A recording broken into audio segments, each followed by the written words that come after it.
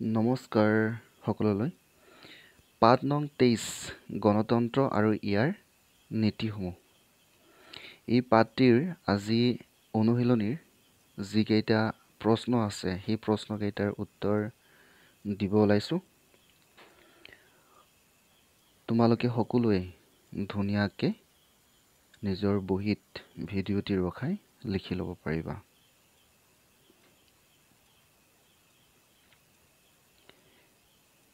ইয়াৰে 1 নম্বৰ প্ৰশ্নটো আছে এটা শব্দৰে উত্তৰ লিখা।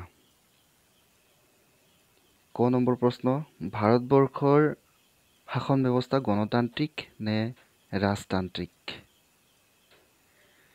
ভাৰতবৰ্ষৰ শাসন ব্যৱস্থা গণতান্ত্ৰিক, ৰাজতান্ত্ৰিক নহয়। ৰজাই শাসন নকৰে।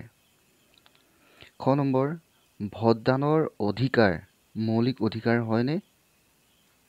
ভোটদানৰ অধিকাৰ মৌলিক অধিকাৰ নহয়। ভোটদানৰ অধিকাৰটো হৈছে ৰাজনৈতিক অধিকাৰ। গ নম্বৰ, এটা 10 বছৰীয়া ল'ৰাই ভোট দিব পাৰেনে? নোৱাৰে। কিয়? তেওঁৰ 18 বছৰ হ'লেহে ভোট দিব পাৰিব। দেশৰ বাবে মৃত্যুবৰণ কৰাজনক কি বুলি কোৱা হয়? দেশৰ বাবে মৃত্যুবৰণ কৰাজনক শ্বহীদ বুলি কোৱা হয়। যিয়ে দেশৰ হকে মৃত্যুবৰণ কৰিছে, দেশৰ কাম কৰিছে, দেশৰ কাম কৰোঁতে তেওঁৰ মৃত্যু হৈছে, তেতিয়া তেওঁক শ্বহীদ বুলি কোৱা হয়।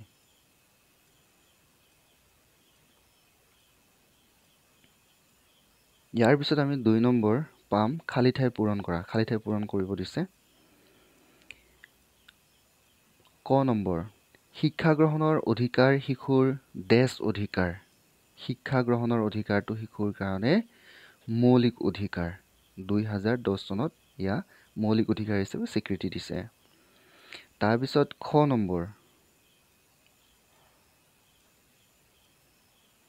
নম্বৰ, ডেছ চনত ভাৰত স্বাধীন হয়। এইটো তোমালোকে সকলোৱে জানা। 1947 চনত ভাৰত স্বাধীন হৈছিল। গ নম্বৰ, 18 বছৰ বয়স হ'লেহে ডেছ অধিকাৰ লাভ কৰিব পাৰি। ভোটদানৰ অধিকাৰ লাভ কৰিব পাৰি। যদি তোমাৰ 18 বছৰ হয় তেতিয়াহ'লে তুমি ভোট দিব পাৰিবা। এই বেকগ্ৰাউণ্ডত দিয়া ভিডিঅ'টোত যেনেদৰে সেইটো হৈছে এটা ভোটিং মেচিন, আৰু সেই ভোটিং মেচিনত ভোট দিব পাৰিবা। আৰু সেই ভোট দিয়াৰ অধিকাৰটো তুমি যেতিয়া 18 বছৰ হ'বা তেতিয়া সেইটো অধিকাৰ পাই যাবা। ঘ নম্বৰ, প্ৰতিনিধিৰ দ্বাৰা চলোৱা গণতান্ত্ৰিক শাসনক ডেছ গণতন্ত্ৰ বোলে। পৰোক্ষ গণতন্ত্ৰ বুলি কোৱা হয়।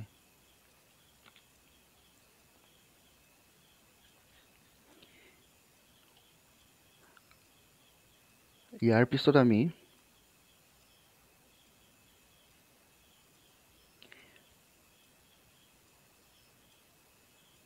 তিনি নম্বৰ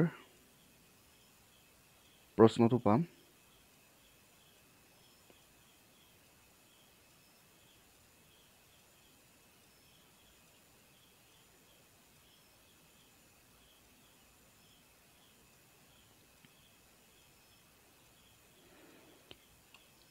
তিনি নম্বৰত লিখিব দিছে, দুটা বা তিনিটা শব্দেৰে উত্তৰ লিখা। ক নম্বৰ, গণতন্ত্ৰৰ দুটা মূল নীতি উল্লেখ কৰা। গণতন্ত্ৰৰ শাসন ব্যৱস্থাৰ বহুতকেইটা আমি নীতি পাইছিলোঁ, তাৰে দুটা লিখিব দিছে। সেয়া হ'ল স্বাধীনতা আৰু সমতা। তাৰপিছত খ নম্বৰ, স্বাধীনতা সংগ্ৰামৰ 2জন শ্বহীদৰ নাম লিখা। যেতিয়া ভাৰত স্বাধীন কৰাৰ কাৰণে সংগ্ৰাম কৰিছিলে তেতিয়া কোনে কোনে শ্বহীদ হৈছিলে?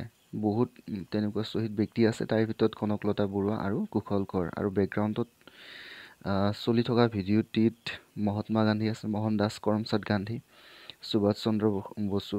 গতিকে তেওঁলোকবিলাকো স্বাধীনতাৰ গুৰি ধৰোঁতা আছিলে।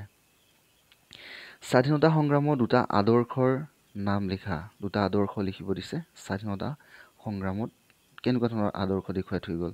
সত্যাগ্ৰহ আৰু অহিংসা। তাৰপিছত দুবিধ ৰাজহুৱা সম্পত্তিৰ নাম লিখা। ৰাজহুৱা সম্পত্তি মোৰ নিজৰ কাৰণে নহয় বা মোৰ নিজৰ পৰিয়ালটোৰ কাৰণে নহয়, সকলোৰ কাৰণে, গোটেই দেশবাসীৰ কাৰণে, গোটেই ৰাজ্যৰ কাৰণে। তেনেকুৱা ধৰণৰ সম্পত্তি হৈছে শিক্ষা অনুষ্ঠান আৰু চিকিৎসালয়। আজিৰ পাঠটোত যিখিনি প্ৰশ্ন আছিলে সেই প্ৰশ্নৰ উত্তৰখিনি এই ভিডিঅ'টোত গোটেইখিনি দিয়া হৈছে। আৰু যদি কিবা তোমালোকৰ বুজি নোপোৱা আছে বা কিবা যদি প্ৰশ্নৰ উত্তৰ লাগে তেতিয়াহ'লে কমেণ্টত ধুনীয়াকৈ লিখি দি দিবা। আজিলৈ ইমানতে সামৰিছোঁ। সকলোলৈ নমস্কাৰ।